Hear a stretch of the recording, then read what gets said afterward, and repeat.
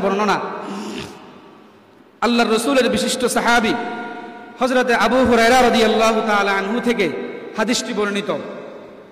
عن أبي هريرة رضي الله تعالى عنه قال قال رسول الله صلى الله عليه وسلم جعل الله الرحمة 100 جزء فأمسك عنده 99 جزءا فأنزل في الأرض جزءا واحدا فمن ذلك الجزء يتراحم الخلق وفي رواية يتراحمون بها ويتعاطفون بها حتى ترفع الفرس حافرها عن ولدها خشية أن تصيبه أو كما قال النبي عليه الصلاة والسلام الله الرسول বলেন جعل الله الرحمة 100 جزء আল্লাহ রব্বুল আলামিন রহমতকে 100 ভাগে ভাগ করেছেন।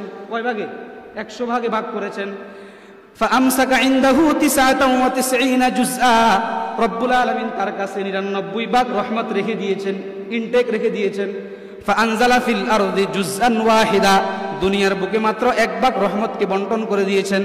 ফামিন যালিকাল জুজই ওই 1 ভাগ রহমত থেকে ইয়াতারাহামুল খালকু সারা পৃথিবীর মাখলুকাত একে অপরকে মুহাব্বত করে। 1 ভাগ রহমতের বিনিময়ে মা তার সন্তানকে মুহাব্বত করে, সন্তান তার মাকে মুহাব্বত করে, বাবা তার সন্তানকে মুহাব্বত করে, সন্তান তার বাবাকে মুহাব্বত করে, স্বামী তার স্ত্রীকে মুহাব্বত করে, স্ত্রী তার স্বামীকে মুহাব্বত করে। এমনিভাবে পশু পাখি একে অপরকে মুহাব্বত করে রব্বে কারীমের মাত্র 1 ভাগ রহমতের বিনিময়ে। তাহলে দেখেন আমাদের মাঝে এক অপরের মাঝে এতটাই আন্তরিকতা, এতটাই মুহাব্বত, এটা আল্লাহ পাকের রহমতের কয় ভাগ? 1 ভাগ। বাকি 99 ভাগ রহমত আল্লাহ রেখে দিয়েছেন কোথায়? কিয়ামতের ময়দানের জন্য। ওই দিন আল্লাহ রাব্বুল আলামিন আল্লাহর বান্দাদেরকে আল্লাহ পাক রহমত দিয়ে জান্নাতে প্রবেশ করাবেন, গুনাহগার বান্দাদেরকে আল্লাহ পাক জান্নাতে প্রবেশ করাবেন। এই জন্য আল্লাহ রাব্বুল আলামিন 99 ভাগ রহমত আল্লাহর কাছে রেখে দিয়েছেন।